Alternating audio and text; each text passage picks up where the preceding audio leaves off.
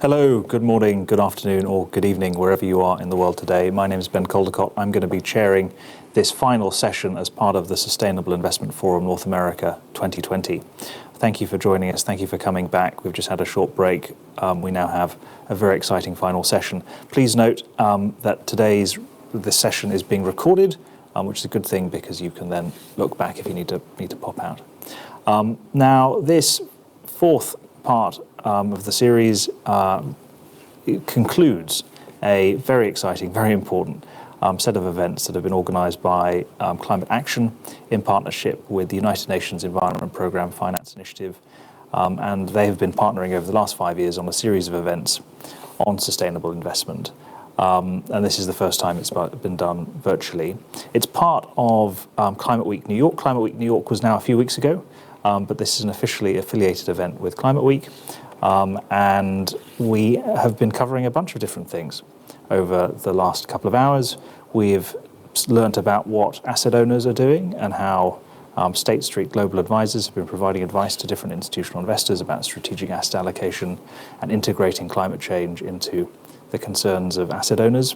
We've had a panel discussion on some very practical issues around ESG integration and how that can be done.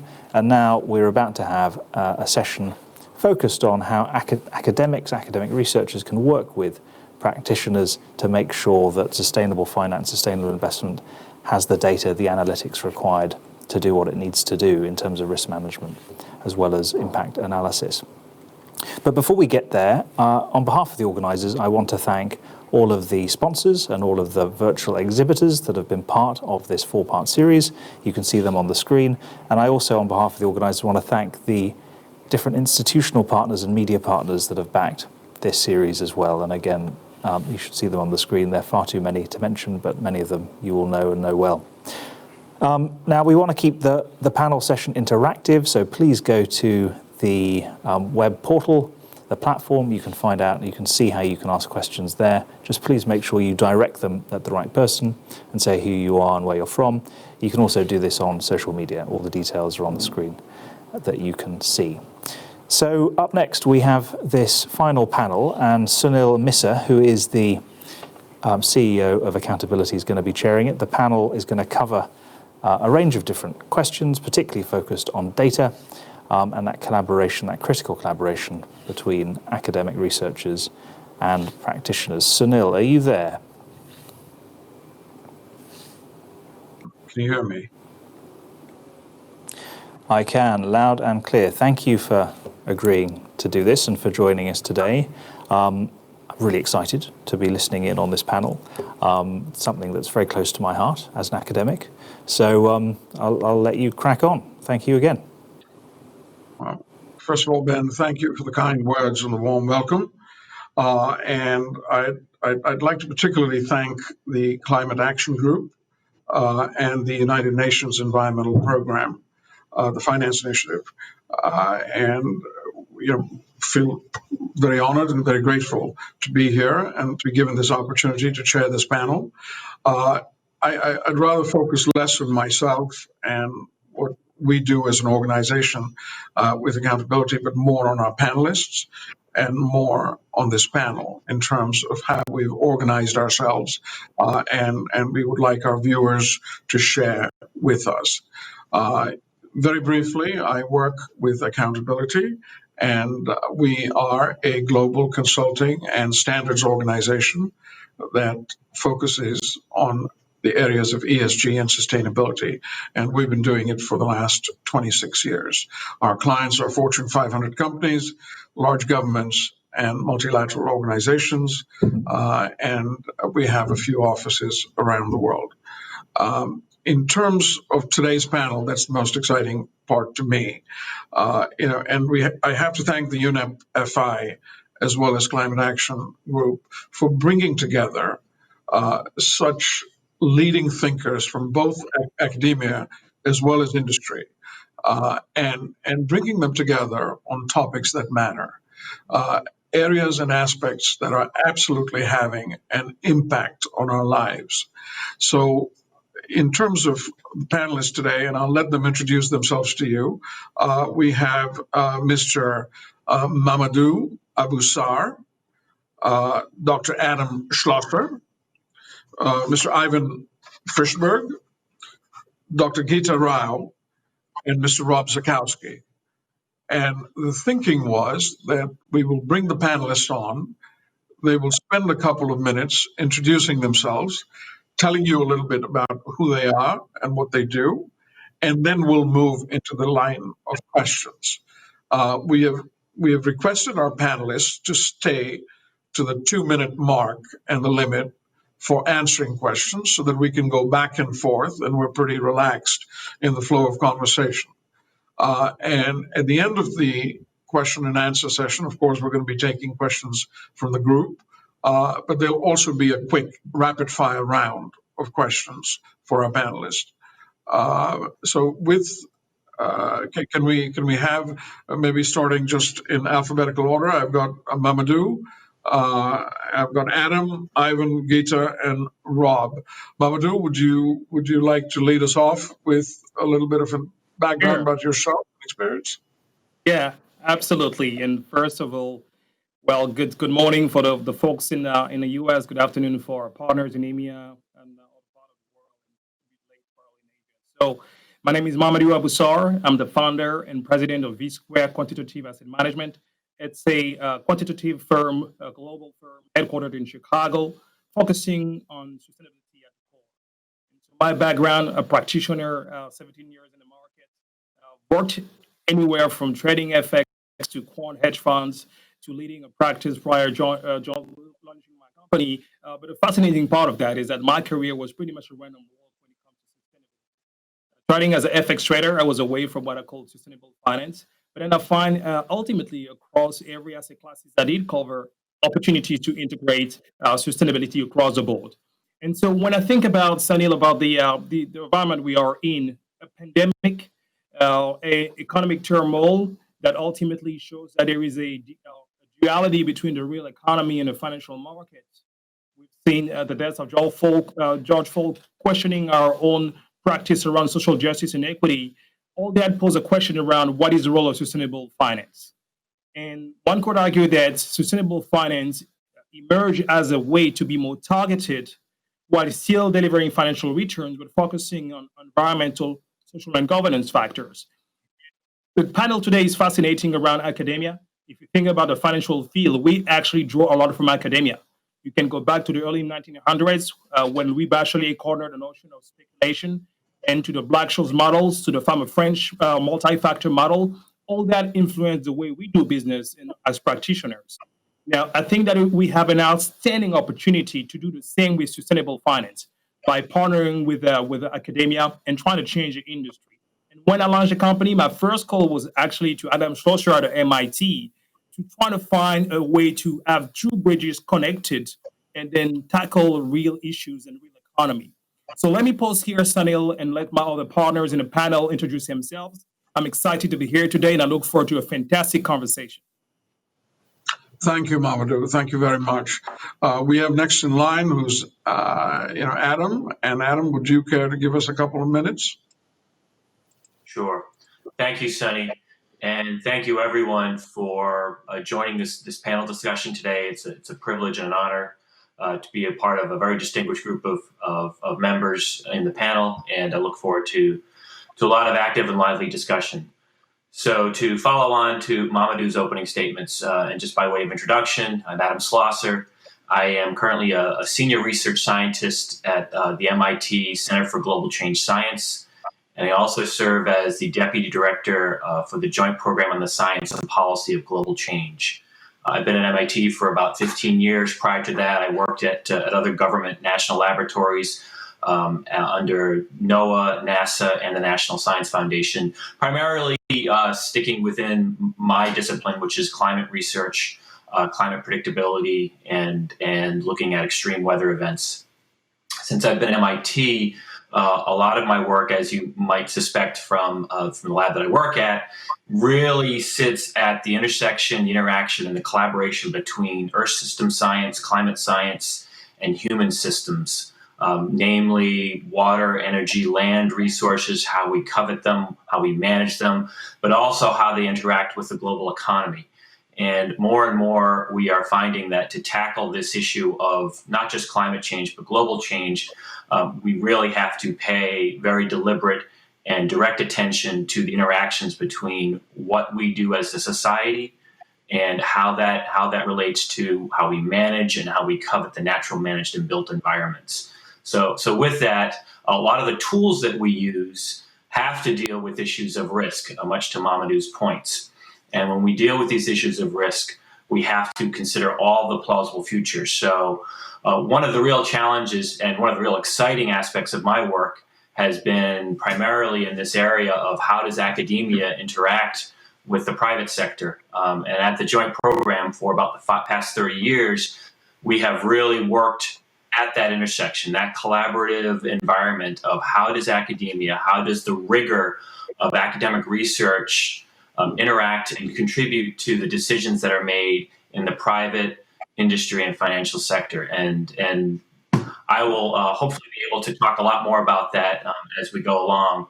But simply put, we as academics have to really be willing to go more than halfway.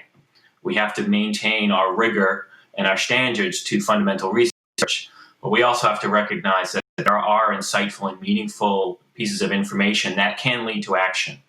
We have to be willing to go halfway and have these very frank discussions and these collaborations, to Mamadou's points, to apply our research methods. And so with that, I think I'll stop and look forward to our conversations. Thank you, Adam. We have next, we have Rob Zukowski. Rob, would you care to just give us the same, please? Yeah, wonderful. Thank you so much for having me. And it's wonderful to be on such a fantastic panel and to talk in such a great forum. My name is Rob. I'm the program director of the Impact and Sustainability Special Projects at Harvard Business School. This is actually sort of a career pivot for me. The first part of my career was spent in the private sector. I worked in mainstream finance and investment management. So I'm not actually an academic by background. And I think that is really helpful for me in the work that we do in the products that I manage at Harvard, in order to really focus on practicability, right, and sort of salience. So I am very focused in any of the work that we do of creating content that is digestible. I know how quickly the pace of business runs, and how important it is.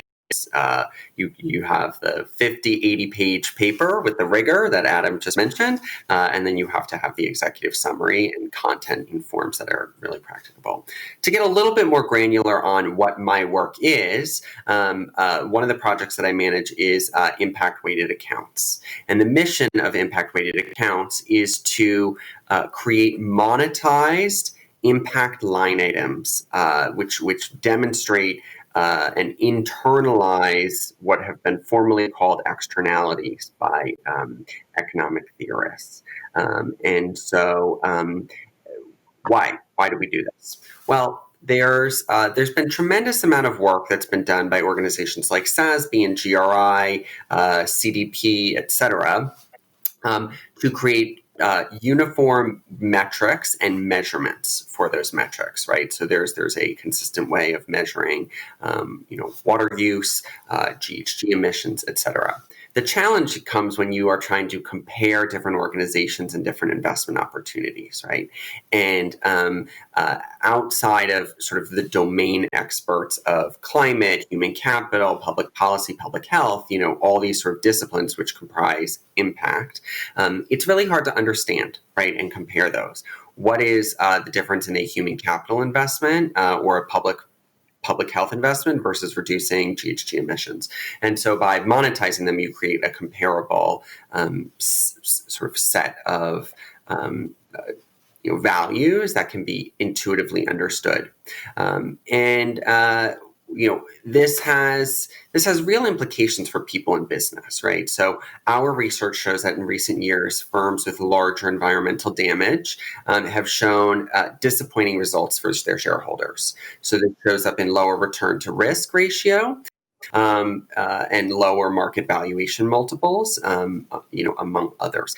And there are huge, potentially undisclosed or previously undisclosed liabilities, which exist in business models, which could become very material as changing societal norms make those materials. On the other hand, part of my work is not just monetizing impact, but thinking about and working with real change in the accounting standards, which currently penalize companies for doing the right thing. So I'm happy to go into more granularity. I look forward to the conversation. I'll cede to my other panelists for their introductions.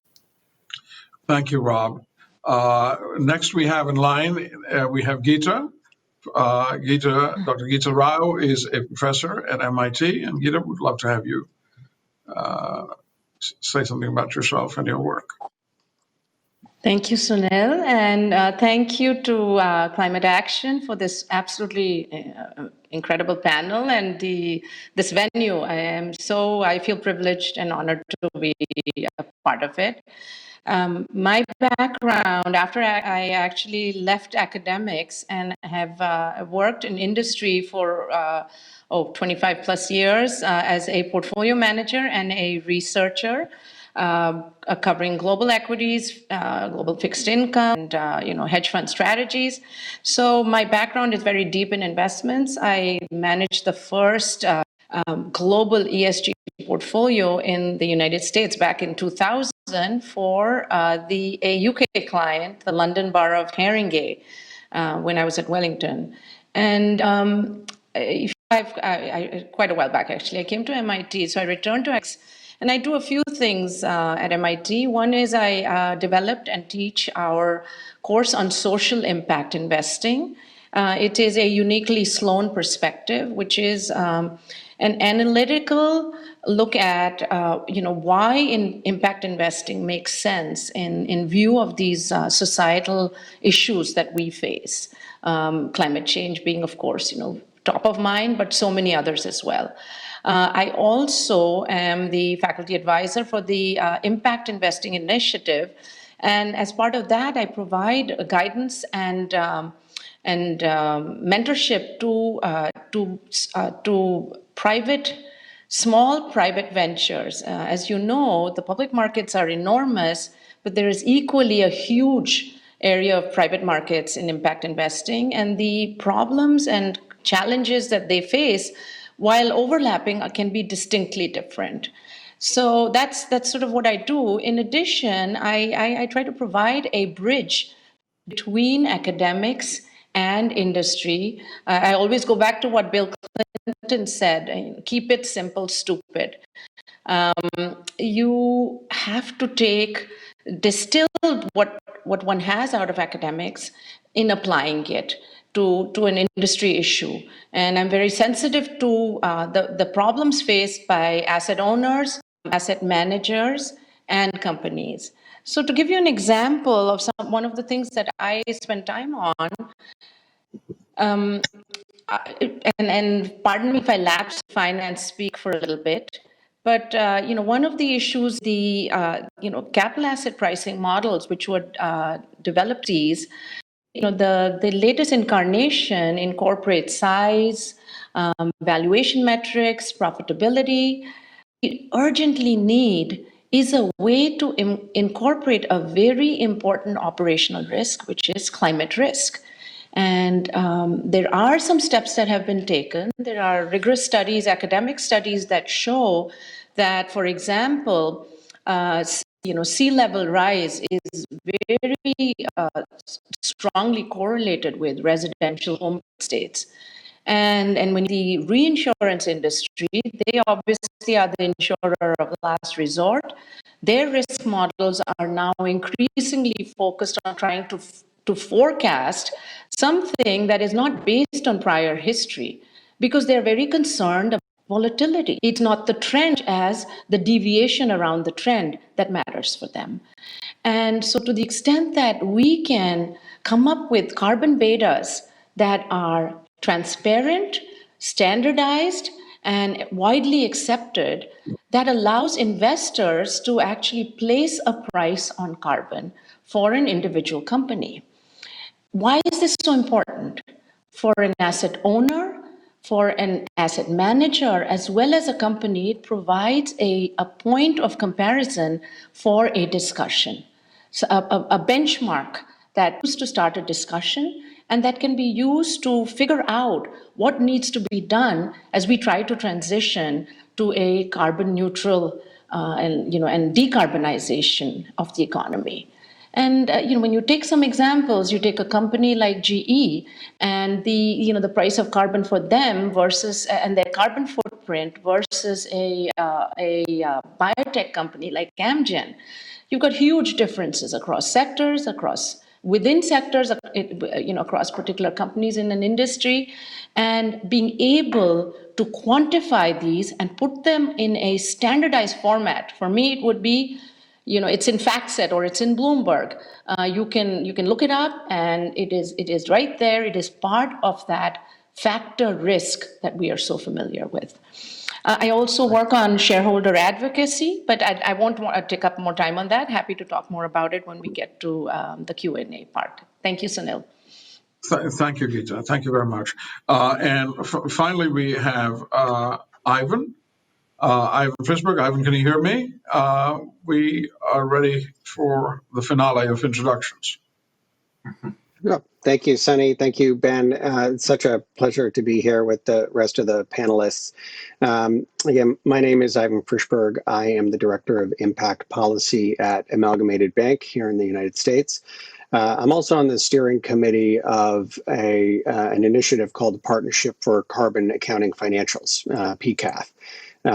And I think it's that work that is sort of most relevant to today's conversation.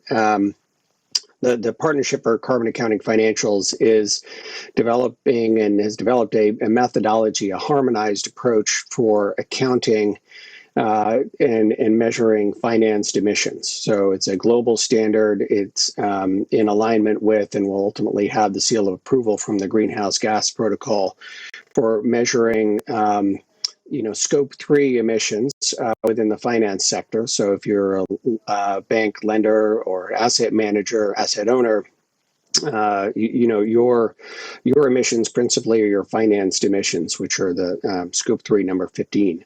And so our effort is to really build a harmonized and transparent approach to measuring this one piece of the sort of building block of data. And we now have $14 trillion worth of assets sort of committed to measuring and disclosing using this methodology. And the reasons are varied. I mean, I think at the top of the list is it's a component to assessing climate risk, as has been referenced from others already. It's also an essential building block to target setting, principally through the Science Based Target Initiative, for disclosure to investors and other key stakeholders, but also as a data building block that can be used towards product management and portfolio action, understanding your basic, year over year absolute emissions is an incredibly helpful tool as we all work towards a low carbon economy. This work is very aligned with the Task Force on Climate-Related Financial Disclosures, Science Based Targets Initiative, the Asset Owners Alliance, and many others in this space. And I think that just reinforces what Geeta was just saying, is that the collective effort towards a harmonized and transparent approach to this work is really important when it comes to data. So with that, I'll stop and look forward to the conversation. Thank you, Ivan. That's extremely helpful. Now, as far as the panelists are concerned, just one request. We're running pretty tight on time, so I know I'd said 120 seconds. Can we keep our responses down to 90 seconds and go back and forth? Headlines are adequate, key points and takeaways are even better. I also want to make a quick point. Mamadou is experiencing a few technical problems with his video, so he'll be joining in by audio right now. And Mamadou, I hope you can hear us. And Yes, I can hear you very well. excellent. So we look forward to hearing you. Folks, if we can keep it brief, and please don't mind me, I may interrupt you at times and just move things along. It's nothing personal, it's just business. Okay. The first question that we have here is something that several of us have discussed. CEOs and boards have a very finite or a limited bandwidth. And what I mean by limited bandwidth, they have a very fixed amount of time, resources, and attention span available at their disposal. And as a result of which, they are prone to making decisions that either fall in a very high priority or a high impact bucket. Now, for a long time, all of you have seen the ESG agenda overall.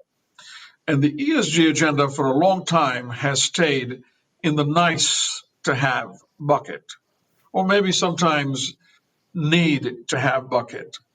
But how does one move that ESG agenda from the nice to have bucket to the have to have bucket? Right? Because that's when things get done. That's when boards listen. That's when CEOs listen. That's when the executive suite implements change. So how do you take something from one end and move it to the other on a consistent basis, along with the other key issues that a CEO or a CFO have on their list? And maybe Mamadou, you can kick us off, and then we can jump around the group, and maybe Rob, you can pick it up, and then we can go back and forth with this. Because when you look at monetizing impact, I can assure you that if you talk about monetizing anything, it'll get, and the more you talk about monetizing it, it climbs higher up a CEO list, right? So this would be a helpful segue to the ESG sustainable finance. But Mamadou, over to you. Yeah, great question, Sunil. And I had a privilege to present to a lot of C-suite executive, part of the National Association of Corporate Directors, and to actually answer your particular question around how can we tackle that and why does it matter, right? And ultimately, if you are in a C-suite and you are making investment decision, there is always a tendency point between shareholder primacy and stakeholder advocacy. And my perspective is that to make it tangible, one has to convey what is the impact of these factors to the company's bottom line. And it has to be sector specific and ultimately company specific.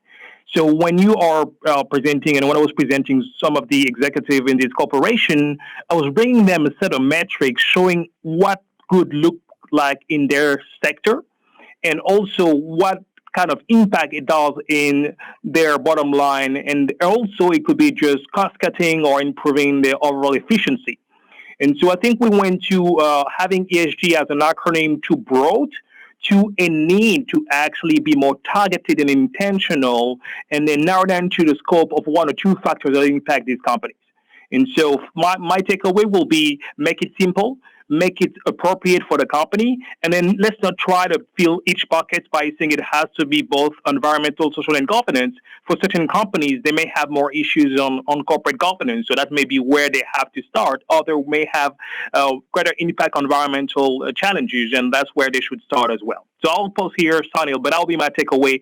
Make it simple, make it targeted, and then there is actually enough to do per sector for every company to improve our overall our society. Mamadou, that's a great answer, and what's even better is it's 96 seconds only. So I think you talked about keeping it simple, sector specific, bottom line oriented, metrics driven, and ESG overall. Rob, you live and die in a world of metrics. Well, let's say you live and prosper in a world of metrics. Would you like to jump in there? Yeah, I just building upon that and building on the concept of time, right? There is such a small amount of time, both for the board, for managers making decisions every day on capital allocation, within the business, as well as on investor calls. I think, the average investor call is like 45 minutes, every quarter. So if you have to start from zero and do all this education on, how much GHG emission, what it's benchmarked versus, that sort of actually forestalls the conversation. It's just done, right? Especially if you need to rationalize a big CapEx expenditure, right, in order to sort of reduce that emissions. Then that conversation just doesn't happen, right? But when you monetize it, right, you're able to compare it to revenues, right? So I'm just going to throw out a number, right?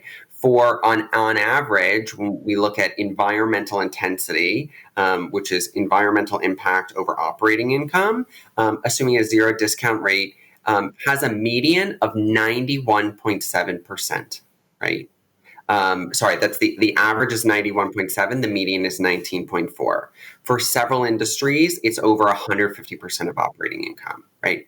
That's a scary number, right? When you are able to say to your board and your investors and your analysts in a call, look, every year the damage that we are doing is contains a substantial amount of our operating income, right?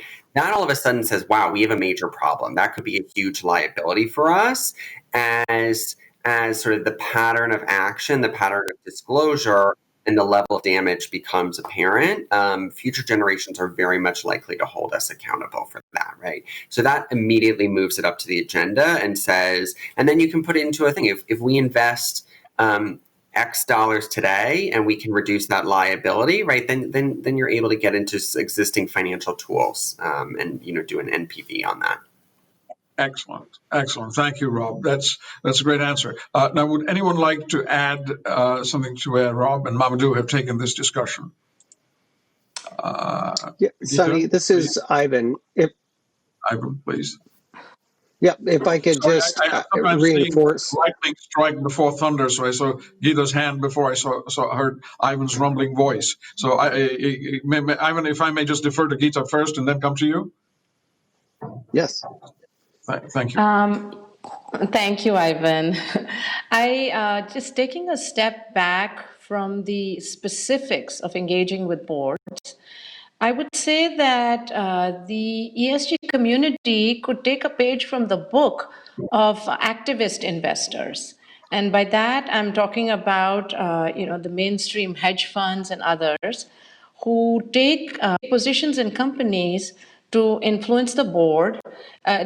Granted, their motivations are quite different, and their time frame is much shorter. Typically, within 3 years, they want to exit, and they want to, get at least one board seat, perhaps replace the CEO. But what is important is the methods of engagement that they use. And those, we really can benefit from looking at those, because what they have chosen to do is engage with the large passive investors that are increasingly influential in the US equity market. And by that, I'm referring to BlackRock, Vanguard, State Street, and Fidelity. And I think engaging is very important. Vanguard is active on Say on Pay. That has made a difference. As you know, Larry Fink has come out very clearly about a stakeholder perspective, and we are seeing the same thing from the others. So I hope I don't go over 90 seconds, but that's what I would say is engaging with these very large passive shareholders to advocate for our ESG agenda is critical. Thank you, Guido. That's great. Ivan, over to you. Yeah, I'm glad, Guido, you went first, because I think you're making an important point. The time frames that business work under, I feel like, is just a mismatch with the science that Adam works on from a climate perspective, and that's a big part of our problem. But the investor community is the solution. We know CEOs work on a quarter-to-quarter schedule, a yearly schedule. In the banking space, debt is a 2 to 3 year timeline.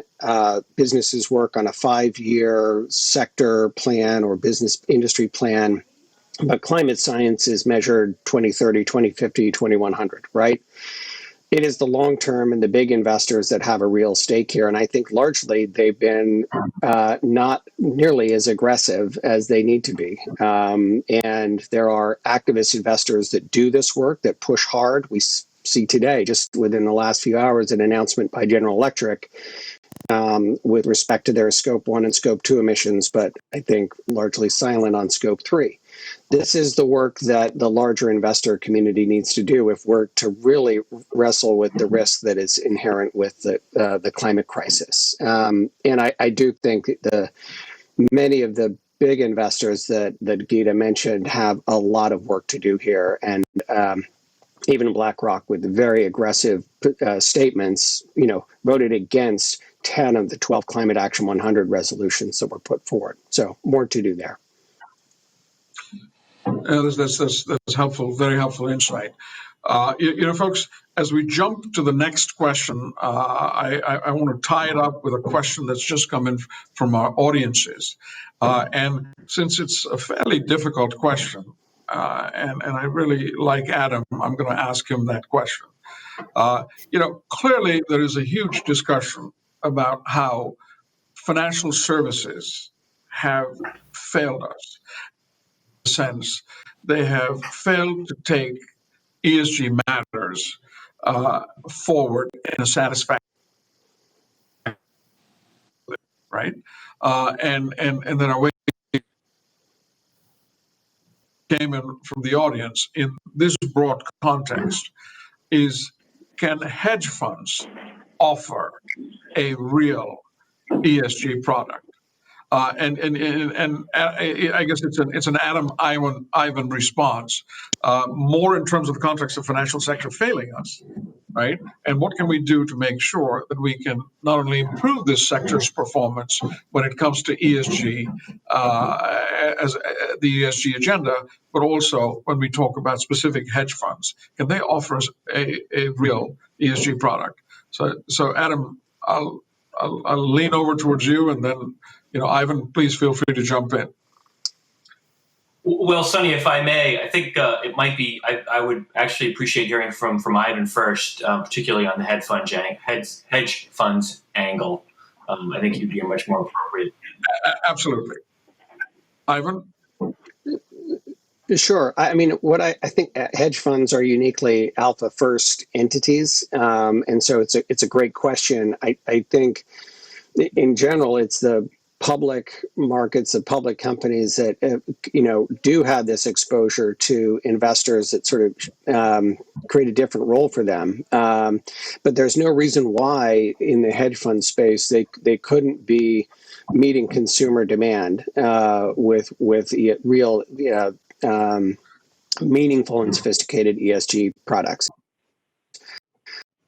The first part of the question is, I do think in general the finance space has sort of failed, and a big part of that has been because of this focus on risk and the mismatch with respect to the timelines. Because risk is the appropriate viewpoint into this, but it is very easy for particularly the banking sector where I'm from to mitigate and manage risk particularly from climate change without changing much about its current business model at all. And that's why, ever since the Paris Climate Agreement, we've seen, funding for the fossil fuel sector to grow year over year, most recently twice what we see in sustainable finance. So you can do all of that. You can do the things that are going to be threatening to society without really presenting a risk to the institution.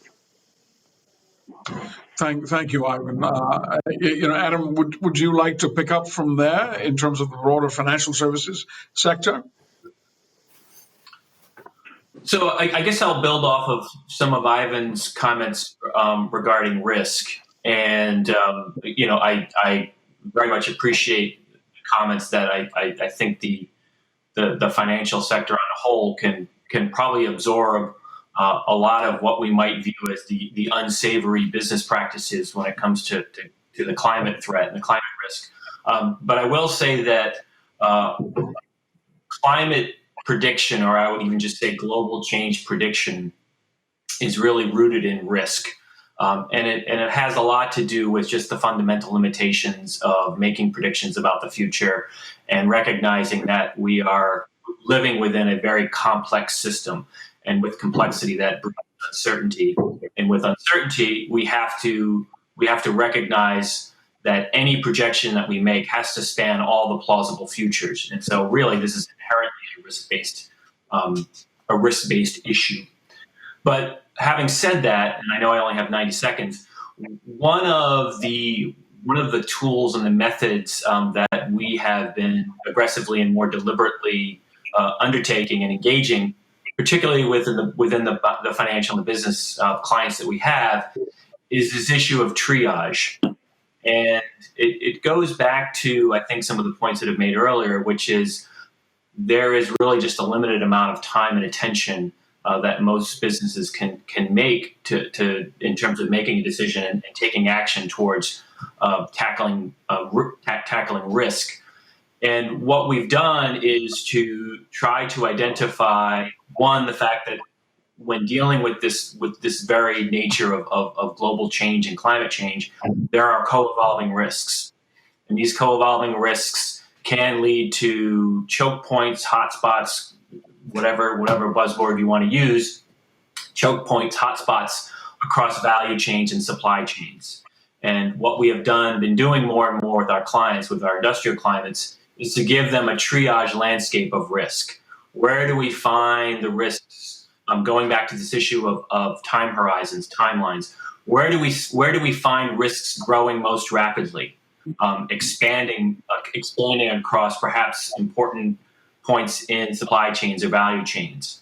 That is where we would point our fingers academically and tell businesses, look, if you have to take a deeper dive or a more concerted look at how you address risk, how you're going to cope with risk, how you're going to prepare with risk, these are the places that we would recommend that you tackle first.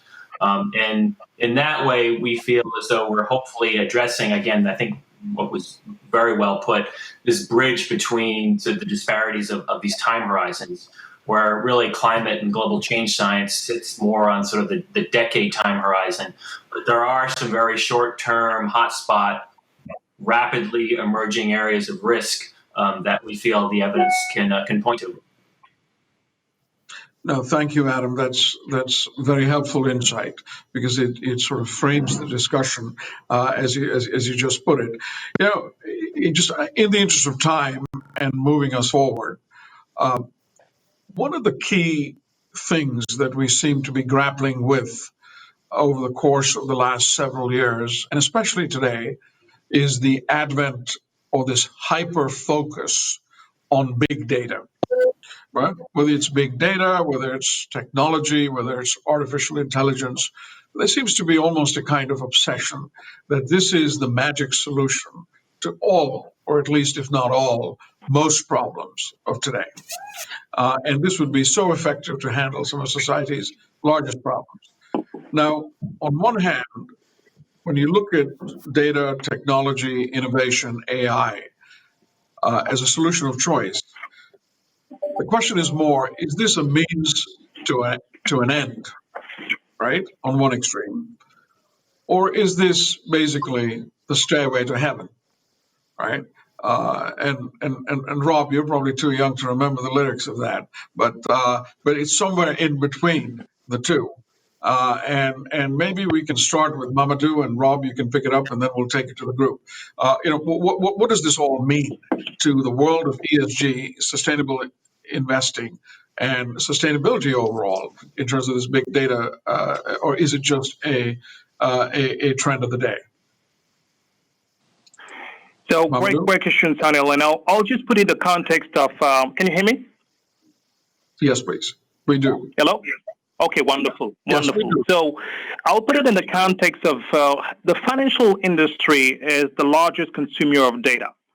So if that's the opening statement, if you add on top of that the fact that sustainable finance is adding another layer of information on top of the conventional data, it's actually a daunting task to digest and make decisions as an investment manager or an asset owner ultimately. And so AI is somehow enabling us to digest, decipher, triage more data. And for us as a quantitative manager, it actually filter into our own investment process and it allows us to actually make more efficient investment decisions. Now, not to say that AI is the holy grail and will tackle all issues, but today you can actually use alternative data around sustainability that were not captured in the past. You have satellite imagery, you have data that are coming from day-to-day tweets that were not there in 10 years from today. You have data that are coming from other sources that are actually in local newspaper that were not available in multiple languages to be assessed in terms of potential risks for companies and headline risk as well. And so my take is that technology is an enabler. Technology should not be the solution to every problem.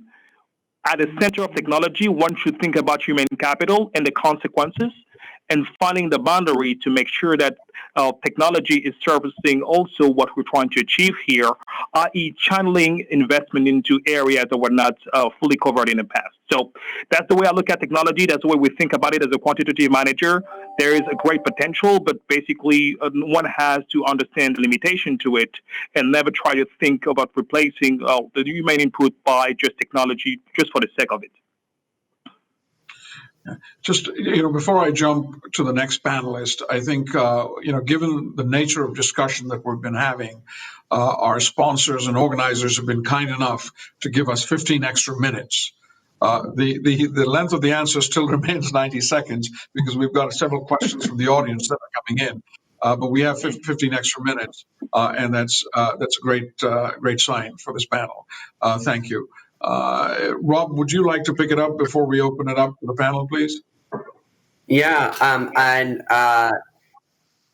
building on that great point, I think technology, AI, and big data are a means to an end. Right. So sometimes people focus on, and there's been a huge amount of focus in terms of reporting in the ESG space. So companies are spending huge amounts of money to put out these beautiful, big reports that sort of describe all the good things they're doing and also sort of their emissions as well. I should give them credit for that.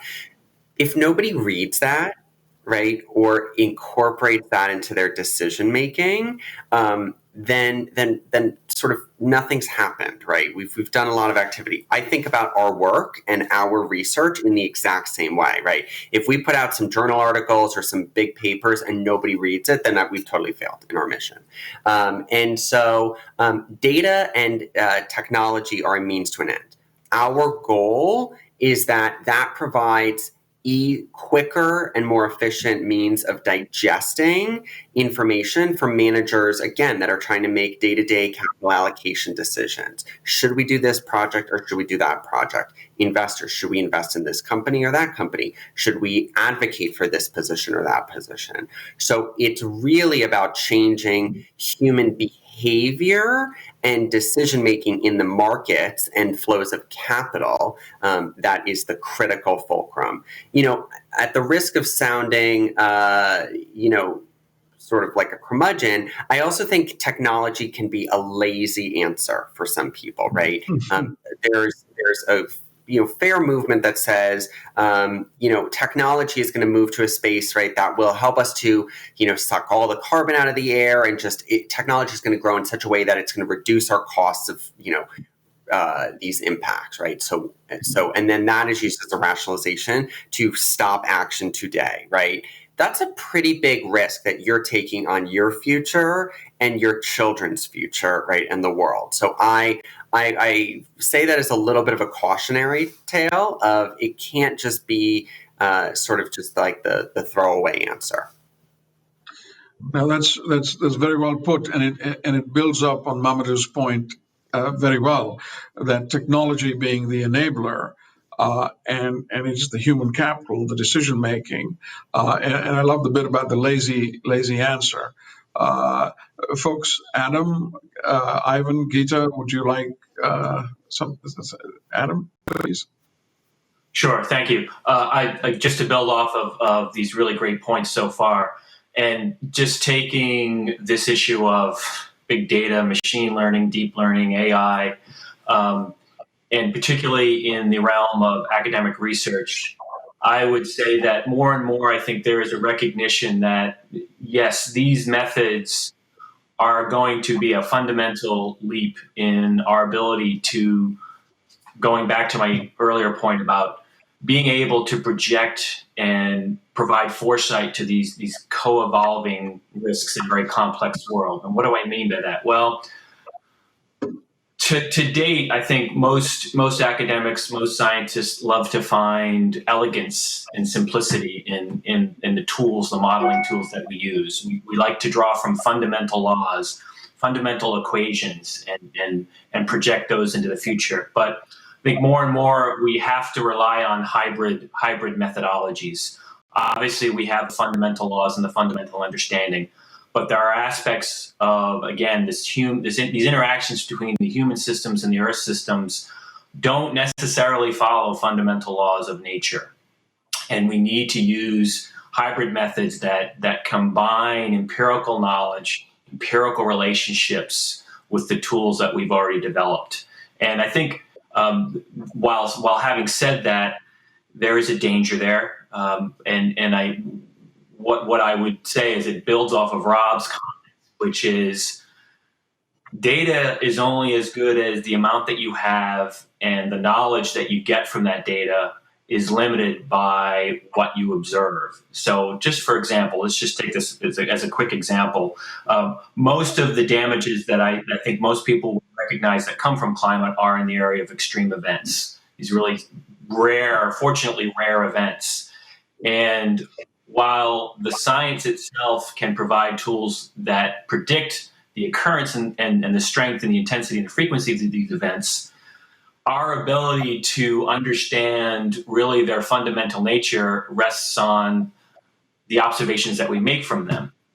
And unfortunately, because these events don't occur very often, you need a very, very long data set to build that fundamental knowledge. If that knowledge is incomplete, your forecasts may be based upon, or your extrapolations may be based upon, a biased set of interpretation. So we have to be really careful when we move forward with these hybrid methods, and we adopt and develop these deep learning, machine learning, big data methods. We have to be very careful about the limitations of the data and what it tells us and how we interpret them. This is a very helpful way to frame the limitations of data. Adam, Ivan Gita, any quick 60-second response to that before we move to the next audience question? Or maybe I can give you. I don't think it's a good idea to follow it's not a good idea to follow a climate scientist to talk about how data can be ignored. So I'll leave it with that. Well, the question that has come from the audience, another question, we're getting quite a few questions, we may not be able to address all of them, is how has the COVID pandemic refocused responsible investment and highlighted the area of impact specifically, as well as societal inequities? Now, if any one of you would like to address this question, that'd be just please feel free. Happy to kick off here, Mamadou. And so I think the pandemic, and we're still seeing it being unfolded. So it's hard to make a call on all the consequences and hopefully the change in industry. But if anything, the S part of ESG was called out as having more issue than we thought. And if you think about the spread between the haves and have-nots, the impact, the difference between essential workers and people having the ability to work from home and operate like on a normal course. If you think about all the elements that were kind of highlighted with the crisis, with basically health inequality, who are the people that are the most impacted by the pandemic, both from a health standpoint and an economy standpoint, all that shows that there is more work to be done.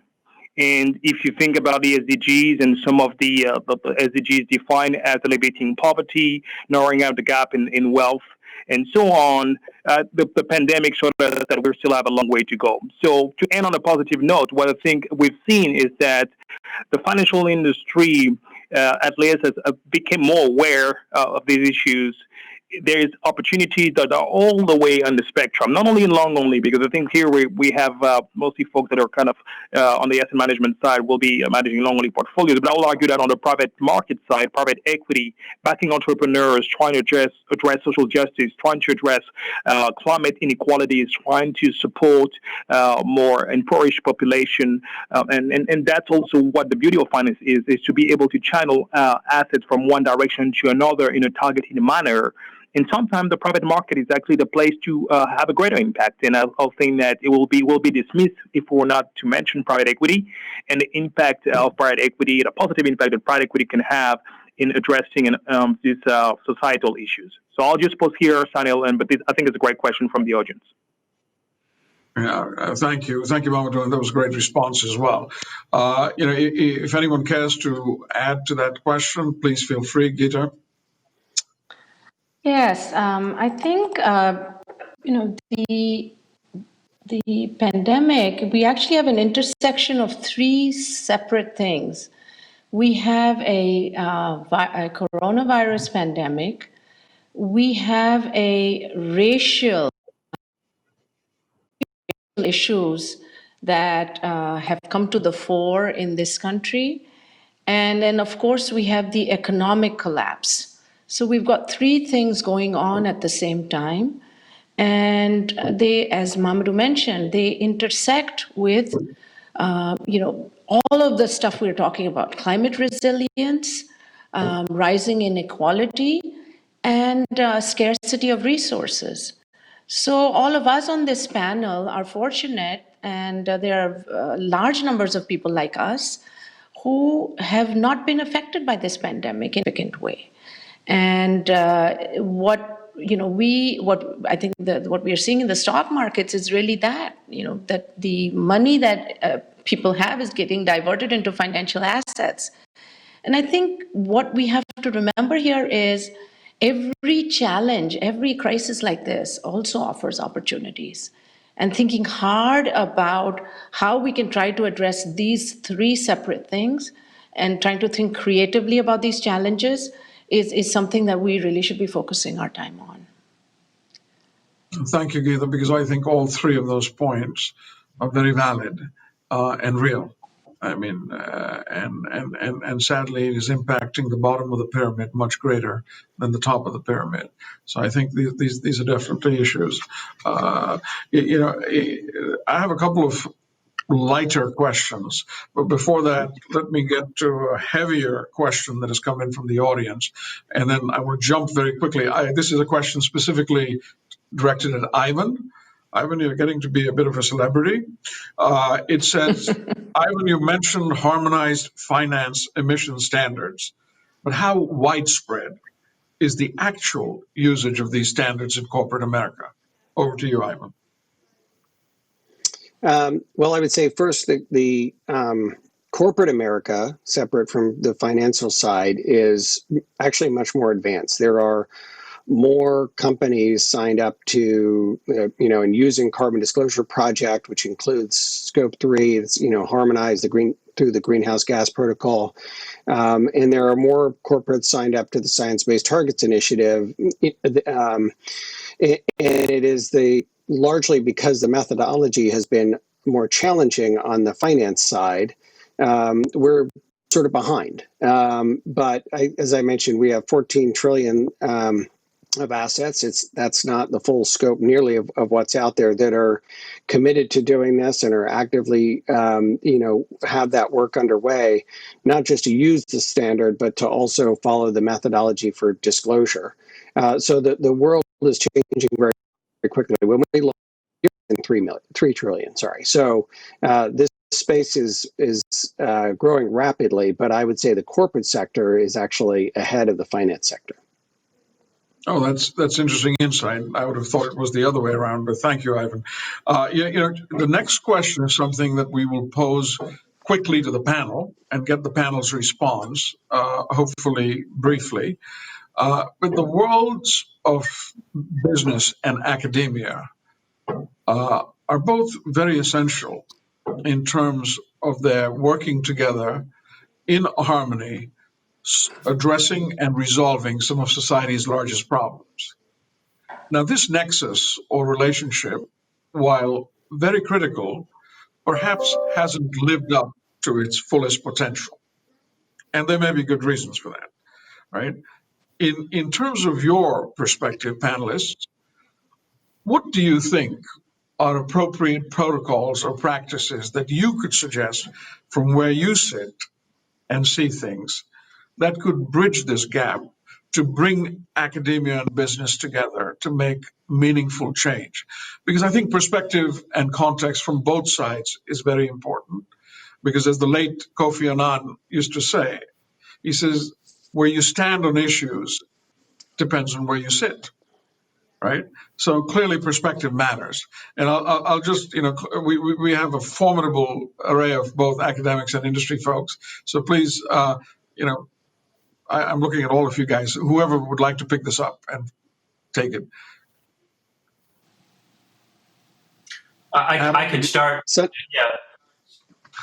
Or Ivan. I don't know. I know with the go lag ahead. here. Okay. So I'll just Yeah, I start can't see, so go ahead.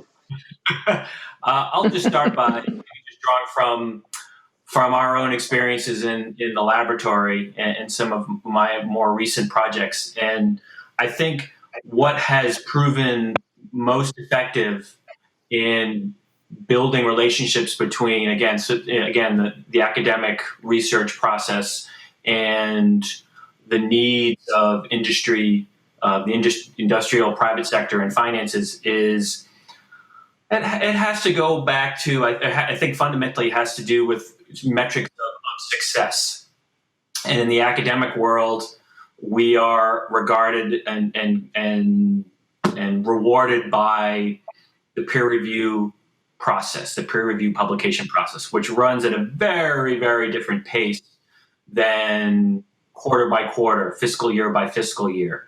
And what we found, and this may come across as being fairly obvious and fairly evident, is at the onset of any project that we have recently begun, is to simply recognize that we have these very different timescales and very different time horizons of success, of project completion. And as long as both sides can agree and recognize that both of these metrics or these sort of success metrics are in their own respect valid and need to be addressed, that has been a way that we've been able to proceed with again the rigor of, I guess, the academic research and being able to provide information that it leads to some degree of informed decision on the part of our industrial or private client, and that may come across as being fairly self-evident, but I still think again it's probably something that's recognized but rarely discussed.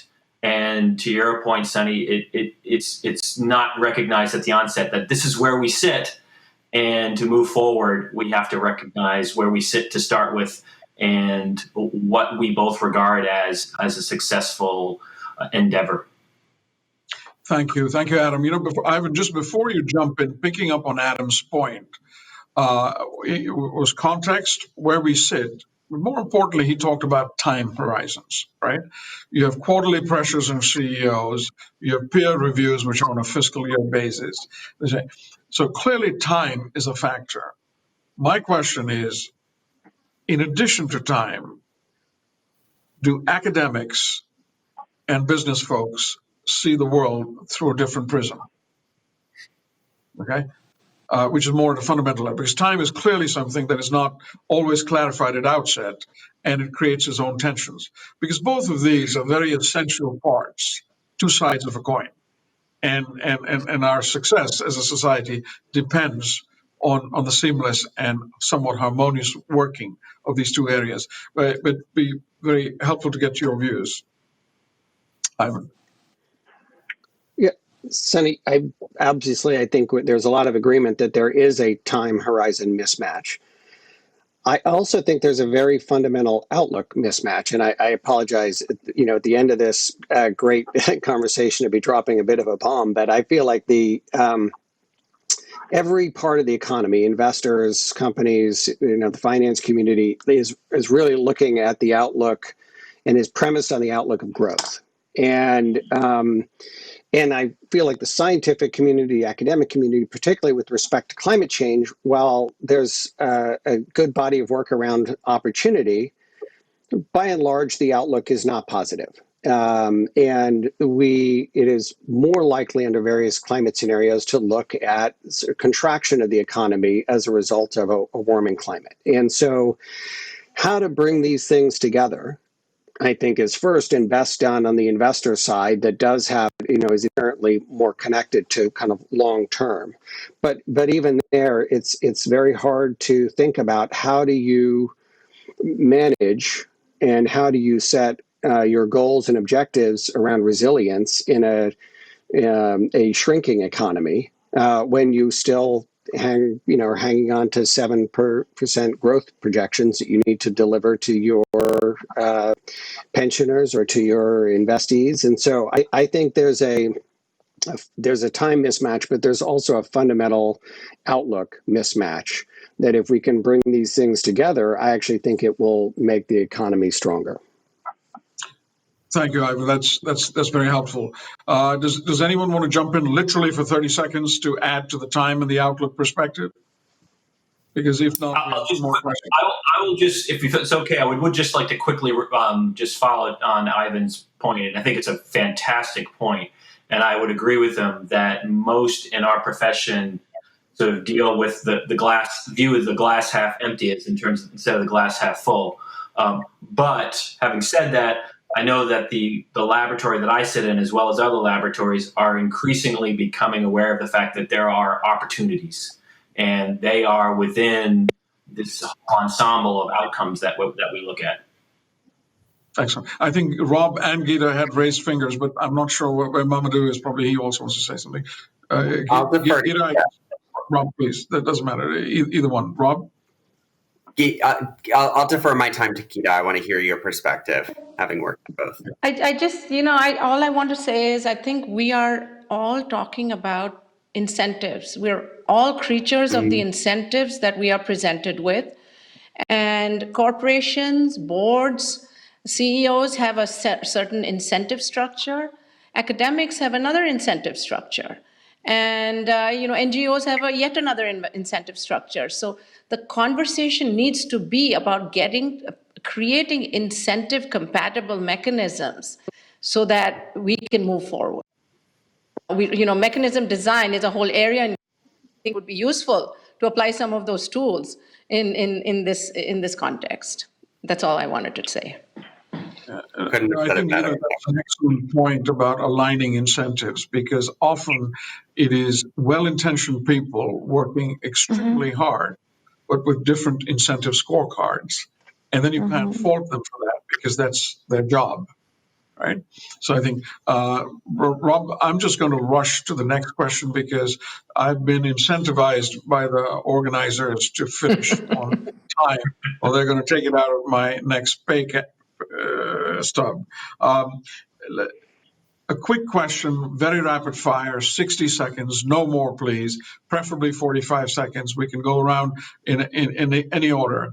In the next 3 to 5 years, what are the 3 big things that you see from an ESG sustainability standpoint that are actually going to impact our day-to-day lives? Rob, you to start. Yeah, I think harmonization of the underlying standards. I'm incredibly encouraged by CDP, SASB, GRI working together. The alphabet soup has been, I think, a big reason for organizational inertia of saying, oh, it's too confusing. So convergence on those items, increased development and understanding of monetization. There's a number of efforts, not just Harvard working on that, but that will make decision-making and transparency much more mainstream, and continuing this dialogue and continuing to align incentives to get organizations up the curve, where I'm actually very, very encouraged by the number of organizations that want to do the right thing, understand that it is imperative to act on climate, but just may not have the understanding. So really partnering. Thank you very much. Mamadou, 30 seconds or less, preferably 20. 20 seconds. So I'll just, what I think could be additive, there's a lot of work being done around biodiversity. I think when we kind of have the big buckets of climate change, we tend to kind of not zoom down on what we mean by that and what are the different impacts. So all the work that is currently done around biodiversity, I think it will be a critical piece in the next few years. Excellent. Thank you. I'll just move very quickly. Adam, 20 seconds. I would say that the recognition that climate problem is much bigger than just a climate problem. It is climate, land, water, energy, health, human well-being. We need to broaden our perspective. Excellent. Ivan? I would say social movements, number one. Number two is the manifestation of climate and weather. And number three would be the policy response. I think those three things together are going to shape everything. Thank you so much. Geeta, we wrap it up with the final three, and then there's a rapid fire round. Sure. I think COVID has really exposed a trend, which is the intersection of digitization and sustainability. And I would highlight three areas, all of which apply to inclusion: fintech, edutech, and health tech. Very good. So I think that beautifully encapsulates what the experts think as the major levers and pivots of change moving into the future. Next rapid fire round has nothing to do with ESG or sustainability or sustainable finance. And we were joking around in the green room before we got on this panel. It would be nice if we could just have just a light question at the end of this session to reflect your personal preferences or tastes. Something as casual as, what's your favorite meal? And I told Mamadou that champagne does not constitute as a meal, and he was really disappointed. So, Mamadou, I'm going to defer asking you this question first, but we can start with Rob. What is, and you have literally 10 seconds, Rob, it has to be the top of your mind. What is your favorite song, and who is the artist who sings that interpretation of that song? You're on. It is Real World by Matchbox 20. Excellent. Very specific, very targeted. Dr. Schlosser, you're next. Favorite song ever? Pink Floyd, Comfortably Numb. Very well. Geeta? Me and Bobby McGee by... Excellent. Ivan? Billy Bragg, the milkman of human kindness. Wow. Thank you. And Mamadou? Champagne. Leaving this aside, From Within by Michel Camillo. Mamadou, sorry, I laughed over that. Can you just repeat your song? Because we have note takers taking it. Sure. Yeah, the name of the song is From Within by Michel Camillo. Oh, thank you. From Within. Well, ladies and gentlemen, this has been an absolute honor and a privilege to be with you on the same stage. Clearly, the chemistry, the alchemy in this group, the context, the perspective has been very, very valuable. And just to see the amount of readers' questions that are coming in, I feel terrible that we can't ask you all of these. But clearly, the organizers have to be thanked. The Climate Action Group, the UNEP Finance Initiative for giving us this time, for giving us this platform, and for selecting all of you. And I'm just very, very lucky to be here. So thank you so much. And hopefully we can, at least to the folks in Boston, Chicago, and New York, we can listen to your favorite song and maybe even have your favorite drink the next time we meet, conditions permitting. Okay. Wonderful. Thank you. Thank you. Thank you very much. Thank you. Pleasure. And Yeah. it was a pleasure and an honor.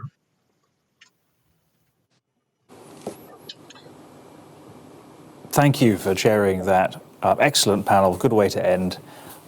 Really interesting and important conversation. Now, we are coming to the very end of this 4-part series, this finale. We've had an exciting day, 2 really engaging panel discussions. But the series has covered a huge amount of content. We've talked about how aligning finance with sustainability is a necessary condition for tackling climate change and delivering the SDGs. We've talked about developments in policy around the world. We've talked about changes in regulation and supervision. We've talked about data and analytics and the challenges and opportunities. We've talked about how this applies to different asset classes. We've talked about the challenges across different bits of the investment chain. And we've talked about all sorts of other things as well. An incredibly rich 4-part series. And all of this has been recorded. So if you've missed anything, then you can log on to the online platform and find out more. Now, we're coming to the end. I wanted to remind you that the next edition of the Sustainable Investment Forum will be announced shortly. So climateaction.org is the place to keep an eye out. Sign up to the mailing list and you can find out when the next Sustainable Investment Forum is. You can also please provide feedback on how this virtual series has gone. This is the first time it's been done virtually. And I'm sure there'll be other virtual components for events in the future. Important that we get it right. And you can also book now to attend the Sustainable Innovation Forum, which is one of these events as part of that roadmap to COP26 in Glasgow and the Race to Zero campaign that I mentioned at the beginning. And this is from the 16th to the 20th of November. Details are up on the screen. It's going to be live. It's going to be online. You can register right now. Visit the website. So that's it from me. I hope you've enjoyed this 4-part series, an incredibly exciting and important agenda. This is a critical year, a critical inflection point, I think, given the conversations we've had. And join us for future discussions on innovation and investment and many other things. Thank you.